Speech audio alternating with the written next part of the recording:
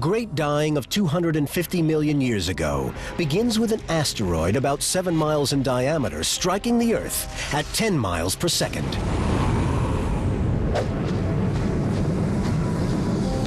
The initial devastation wipes out almost all life within thousands of miles and sets off firestorms and tsunamis all over the globe. Smoke and debris shroud the atmosphere, crippling photosynthesis indefinitely. Plant life withers and dies.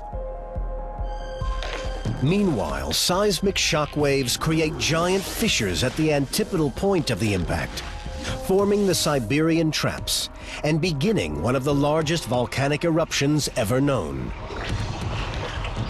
In turn, the traps cause global warming, changing the chemistry of the seas so that deadly hydrogen sulfide-producing bacteria begin to thrive. Slowly, over hundreds of thousands of years, the hydrogen sulfide spreads and poisons the ocean, killing 90% of all marine species before releasing a deadly invisible gas that kills 70% of all species on land. The end result leaves the world barren and toxic for at least 20 million years. 99.9% of all living things are dead. Thankfully for us, some life struggles on. Among the few survivors are a group of creatures called the diapsids. And from these small reptiles evolves the most enduring species ever to walk the planet, the dinosaurs. In order to get evolutionary change, you have to cleanse the environment. You have to literally clear the way for the next generation of species to come along. And in the case for the Permian, well, it gave rise to the dinosaurs that reigned on the Earth for 170 million years.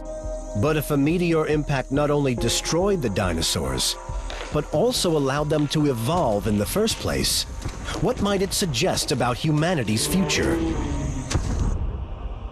Now we can see what would happen if a meteor the size of the one Ralph von Friese thinks impacted in Antarctica hit the mainland US today.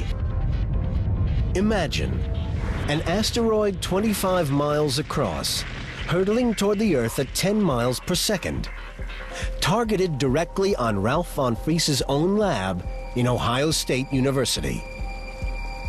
As it hits the Earth's stratosphere, all over North America, the most astonishing light show ever seen erupts in the skies. Just over 3 seconds later, the meteor strikes. The entire city of Columbus is instantly vaporized. The meteor is so large that its far side still touches the stratosphere as its near side explodes, melting more than 20,000 cubic miles of the Earth's crust and mantle and everything on top of it in a 200-mile diameter. The state of Ohio and its 11.5 million inhabitants cease to exist in the blink of an eye. 30 seconds later, a radioactive fireball reaches Lee Kump at Penn State University, 320 miles away. In Sudbury, Canada, 462 miles away from impact, Bob Pareda may just survive the third-degree burns and radiation exposure of the fire blast, but not the 72 feet of debris that will entomb him 7 minutes later. Already, over 100 million people in the northeastern U.S. are dead. Yet this terrible apocalypse is still in its infancy. Over 1,300 miles away in New Mexico, Mark Boslow sees the fire blast as it races toward him. Even from this distance, it still has the power to scar exposed flesh and ignite trees. 7 minutes later, the most powerful earthquake in recorded history hits Albuquerque. It registers 11 on the Richter scale and completely levels every city within 360 miles. But it won't be the earthquake that levels the Santa Barbara University campus of Luann Becker. 2,000 miles away from the impact, she is shielded from the fireball by the curvature of the Earth. But with the extreme communications breakdown, it's likely that no one realizes the west coast of the US is about to be hit by an air blast. Starting at 7,500 miles an hour, the blast is still traveling at 500 miles per hour, nearly 3 times faster than the strongest hurricane winds ever recorded. And powerful enough to shatter glass and topple buildings.